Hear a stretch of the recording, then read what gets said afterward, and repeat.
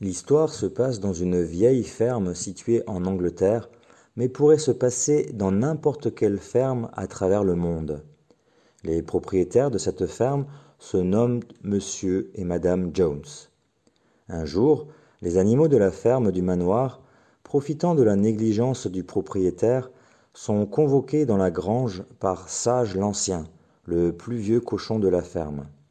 Parmi eux, Malabar, Douce et Lubie, des chevaux de trait, Benjamin, un âne cynique peu disposé à l'ouverture d'esprit, Edmé, une chèvre blanche, Filou, Fleur et Constance, 3 chiens, une chatte, des cochons, des moutons, des vaches, des poules, des canards, des oies et des pigeons. Avant de leur faire part de son rêve de la veille, Sage l'Ancien souhaite leur transmettre la sagesse qu'il a acquise avec les années. Selon lui, aucun animal d'Angleterre, ni même du monde, n'est heureux, et tout cela par la faute des humains qui accaparent la totalité du fruit du travail animal. Le lait et les œufs sont captés au seul bénéfice des hommes. L'homme est pourtant l'espèce la plus faible de la nature terrestre, mais il a réussi à profiter des forces des autres sans rien fournir en échange. Sage l'Ancien décrit alors leur sort. Les animaux mènent une vie laborieuse, courte et tragique, sans qu'il s'agisse d'une loi de la nature. Ils peuvent mettre fin à cette injustice.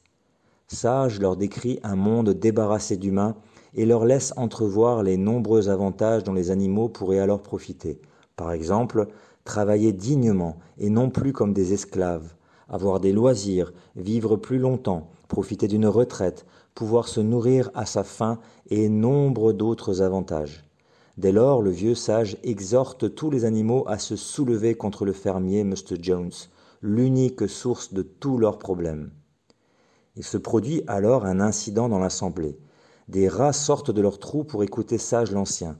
Les chiens et les chats se jettent sur eux et Sage l'Ancien fait alors voter l'assemblée pour décider si oui ou non les rats ainsi que les autres animaux sauvages sont des ennemis. Les rats sont acceptés comme camarades à une écrasante majorité. En fait, seuls les chiens et la chatte ont voté contre. Sage l'Ancien raconte enfin son rêve, tout en entonnant un chant révolutionnaire qui s'en inspire. Les animaux reprennent le chant dans l'enthousiasme. Le brouhaha provoque le réveil du propriétaire de la ferme, Mr. Jones. Croyant à la présence d'un renard en train de rôder, il se met à tirer à l'aveuglette. 3 jours plus tard, Sage l'Ancien meurt paisiblement dans son sommeil. Aussitôt, une intense activité conspiratrice se développe parmi les animaux. Seul Moïse, le corbeau apprivoisé, reste fidèle à Monsieur et Madame Jones. Par chance, la révolution a lieu plus tôt et plus facilement qu'espéré. Un soir, Monsieur Jones rentre saoul du bar de la ville et va se coucher directement sans nourrir les bêtes. Le manque de nourriture provoque la colère des animaux. Dans un moment de fureur, ils attaquent Jones et ses ouvriers agricoles et parviennent à chasser tous les animaux de la ferme. Le corbeau Moïse suit Madame Jones dans sa fuite.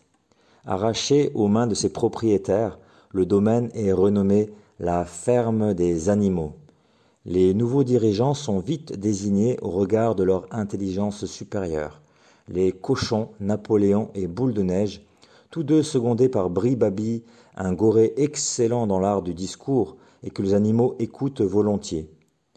Tous 3 élaborent et proposent un système politique qui régira désormais la vie de la ferme, l'animalisme. Peu après, ils réunissent les animaux dans la grange et inscrivent sur le mur les 7 grands commandements de ce nouveau système. Tout 2 pattes est un ennemi. Tout 4 pattes ou volatile est un ami. Nul animal ne portera de vêtements. Nul animal ne dormira dans un lit. Nul animal ne boira d'alcool. Nul animal ne tuera un autre animal. Et tous les animaux sont égaux. Le drapeau de l'animalisme représentant un sabot et une corne, symbole de la lutte des animaux, est fièrement hissé sur un mât au milieu de l'ancien domaine des Jones. Cependant, les vaches donnent à ce moment du lait et personne ne sait quoi en faire. Lorsque les animaux reviennent du travail aux dépendances, le lait a disparu. Les animaux effectuent la fenaison sous la direction des cochons, et leur récolte s'avère plus productive que celle des humains. Ils sont heureux, mangent à leur faim et parviennent à résoudre les problèmes qui se posent à eux, même si quelques animaux semblent être moins disposés à s'investir que d'autres.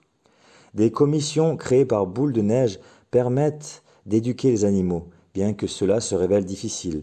Les cochons ont en effet appris à écrire à l'aide d'un vieil abécédaire appartenant aux enfants des Jones. Mais pour les autres animaux, ils ne retiennent que quelques mots ou seulement quelques lettres selon leur capacité. Cependant, les 7 commandements sont résumés par une maxime dans un souci de simplification. 4 pattes, oui, 2 pattes, non. Les oiseaux sont cependant en colère, car ils sont eux-mêmes bipèdes, mais Boule de Neige leur explique que dans leur cas, les ailes sont considérées comme des pattes. Napoléon décide de s'occuper de la formation des jeunes, mais en fait, il ne prend en charge que les 9 chiots de la dernière portée du couple de chiens de la ferme. Certaines portions de nourriture, notamment des pommes, sont détournées au profit des cochons qui commencent à bénéficier d'un traitement différent de celui des autres animaux, jouant sur leur régime alimentaire. On découvre que le lait disparu a été bu par les cochons. Bri-Babil explique que cela est nécessaire pour maintenir leurs aptitudes intellectuelles et ne pas faillir à leurs devoirs, sous peine, selon lui, du retour de Jones. L'hymne révolutionnaire de la ferme des animaux finit par se répandre dans les fermes des environs par le biais des oiseaux. Les humains s'inquiètent de cette épidémie contestataire. Pour éviter que cela ne se reproduise chez eux, ils mentent à leurs animaux en prétendant que ceux de la ferme se gèrent mal et ont même recours au cannibalisme. Cependant, les animaux de la ferme ne tardent pas à montrer qu'ils se portent bien.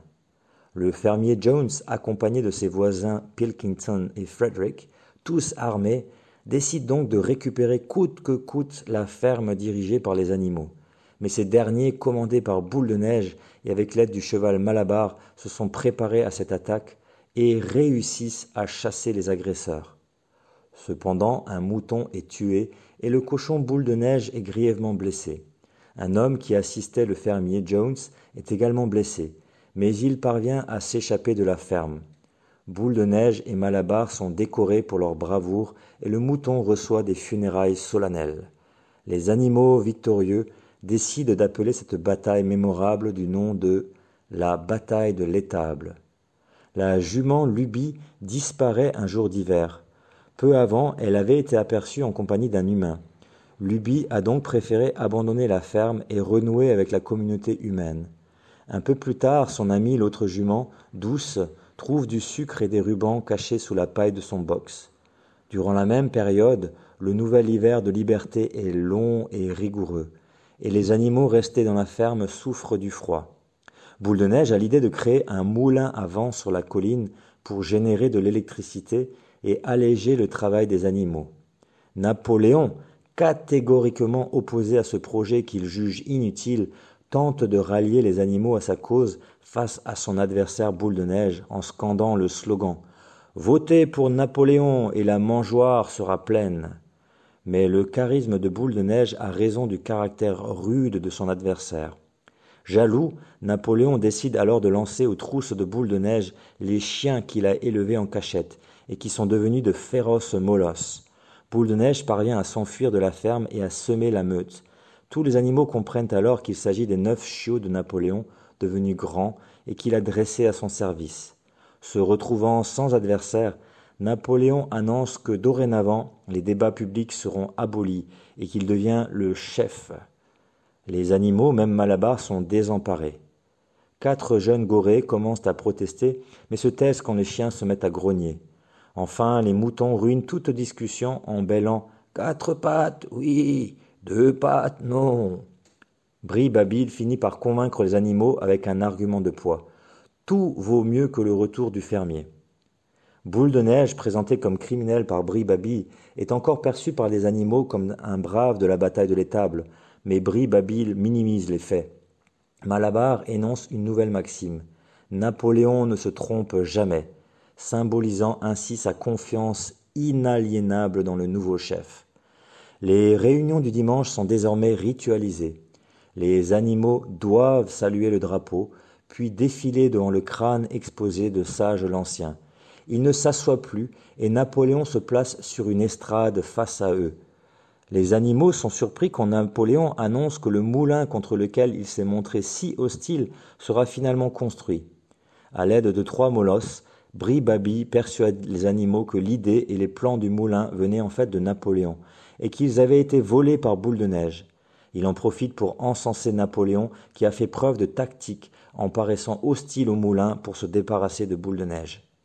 La construction du moulin permet de justifier l'augmentation du travail et la baisse des rations alimentaires pour les 2 années à venir, sauf celle des cochons. L'annulation de toutes les autres réunions et autres débats fait comprendre que, désormais, toute question sera débattue uniquement par un comité de cochons. Une très forte tempête s'abat sur la ferme. Les animaux découvrent que leur moulin, construit sous la direction éclairée de Napoléon, a été complètement détruit par les intempéries. Bien qu'absent, Boule de Neige est cependant tenu responsable des malheurs des animaux en tant que bouc émissaire. Le port Bri-Babil affirme sans le prouver être en possession de documents secrets, selon lesquels Boule de Neige serait l'agent du fermier Jones depuis le début, voire bien avant la révolte. Mais il se heurte au scepticisme affirmé de Malabar, qui se range cependant sous l'aile de Napoléon, le soutenant. Les autres animaux acceptent les explications sans rien demander. Une récompense est même promise à qui ramènera Boule de Neige. Pendant ce temps, la vie des autres animaux ne s'améliore pas, tandis que les cochons et les chiens jouissent de nombreux privilèges. Ils reçoivent de plus grosses rations de nourriture, ils peuvent se lever plus tard et ne participent pas aux corvées et aux tâches les plus dures. Les missions de ces 2 espèces se limitant à la supervision de la ferme pour les cochons et à la surveillance des autres animaux pour les chiens. Le 4e commandement a été modifié. Les animaux ne doivent pas dormir dans des lits avec des draps. Ainsi, les cochons peuvent dormir dans les lits de l'ancienne maison des Jones. Les animaux, ne se souvenant plus de la nuance, émettent des doutes balayés par la persuasion de Bri-Babil, appuyée par la menace de 3 molosses. L'hiver suivant est aussi éprouvant que l'hiver précédent, et les animaux peinent à reconstruire le moulin. Le rationnement imposé augmente leurs difficultés, mais ils s'efforcent de faire bonne figure devant les humains, qui de loin continuent à les observer.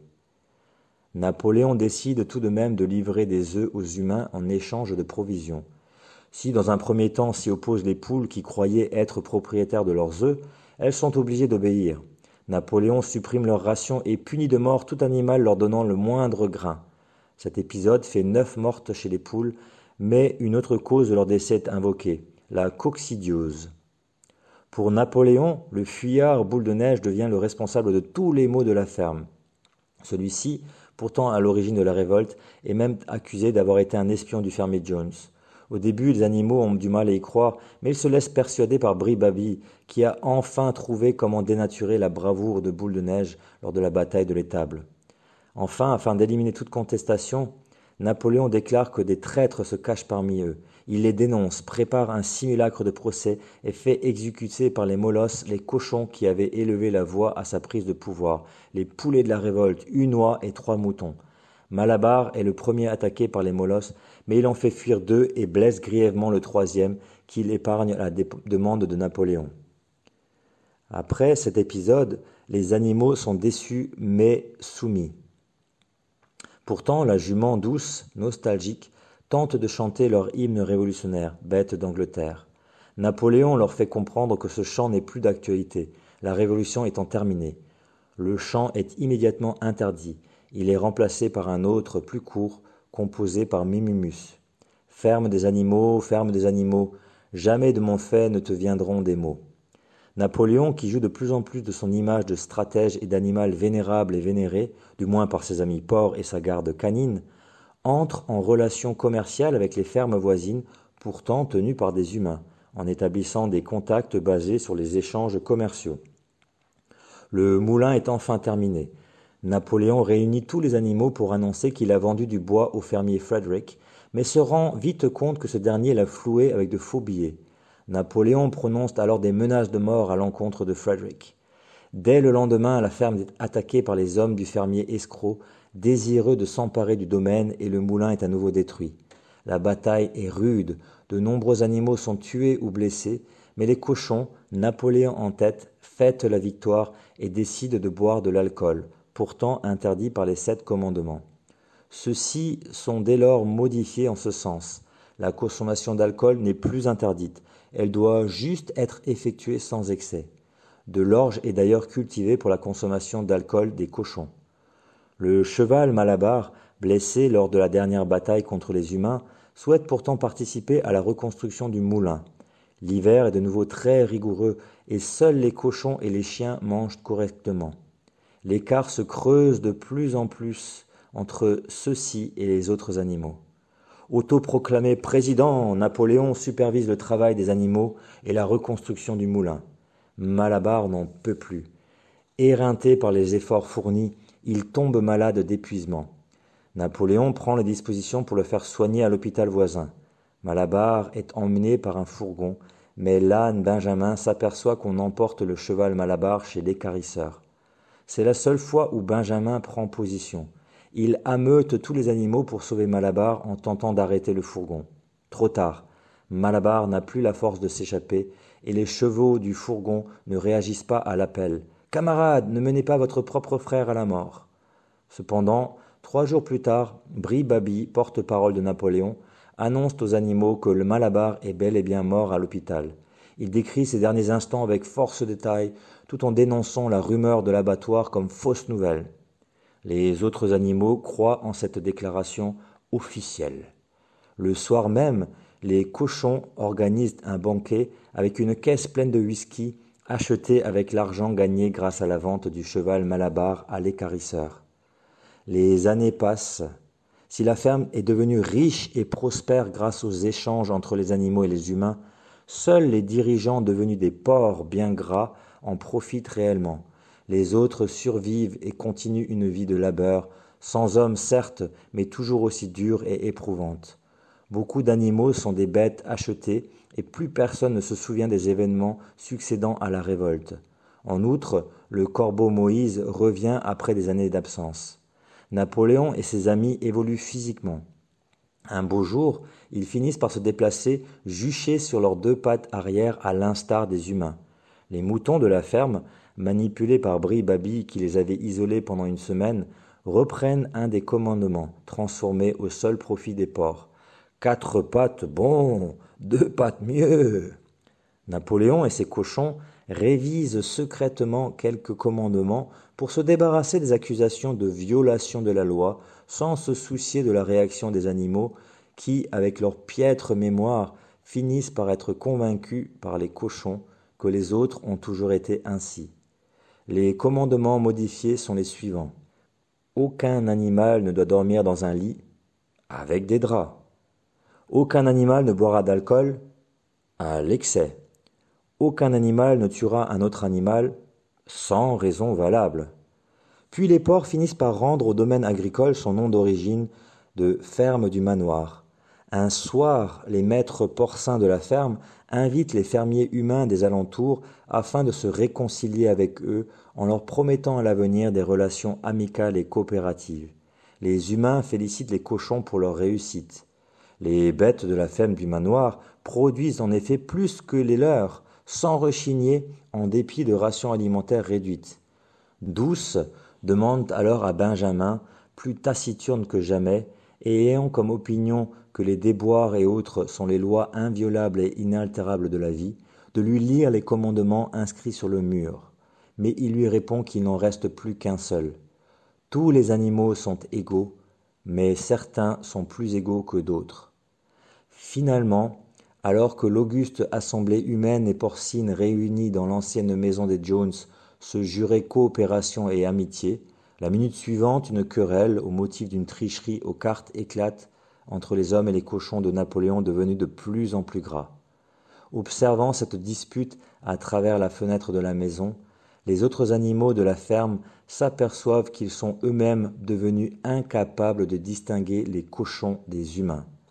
Dehors, les yeux des animaux allaient du cochon à l'homme et de l'homme au cochon, et de nouveau du cochon à l'homme, mais déjà il était impossible de distinguer l'un de l'autre.